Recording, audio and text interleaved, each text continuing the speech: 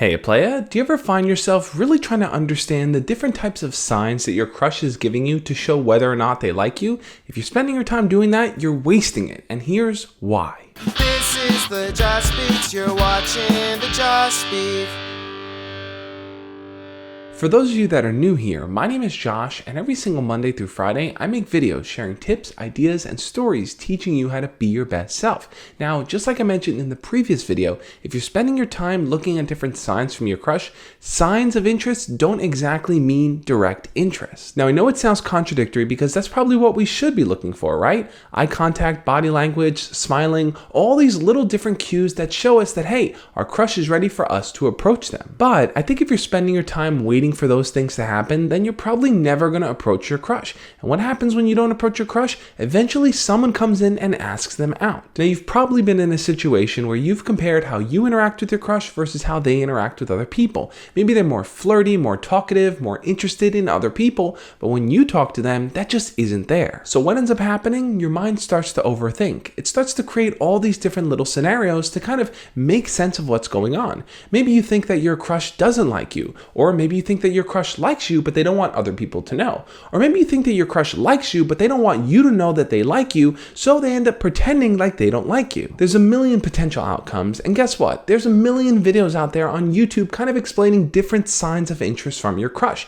And if you go by those videos, you're going to end up being more passive in how you interact with them, which is not the way to go. And I'm guilty of this too. I've done videos in the past explaining different signs of interest from your crush, and I don't think signs necessarily are a bad thing to look for. But if that's all you're resting on, if you're waiting for those signs to occur, then you're never going to do it. You're never going to ask your crush out on a date. You're never going to ask them to be your boyfriend or girlfriend. You're never going to go for your first kiss. You're never going to celebrate your 1-month anniversary, all because you're waiting passively for those signs. So what's the solution exactly? Well, I think it's pretty obvious. It's time for you to go talk to and ask out your crush.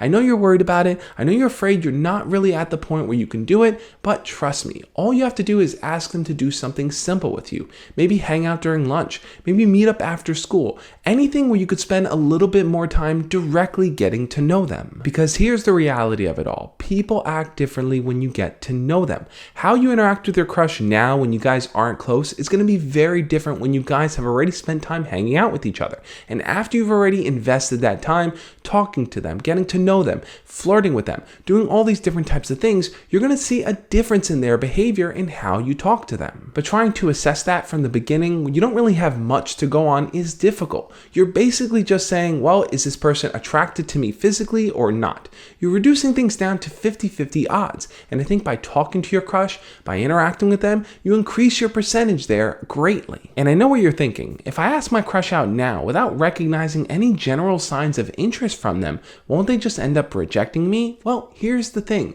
You're better off finding out what could potentially be rather than waiting for something to magically develop on its own. If you don't invest the time in getting to know your crush, you're never really going to get to know the true signs of interest from them. I've done a video in the past going into more detail as to whether or not your crush is hiding their true feelings for you, but the general idea behind it is this.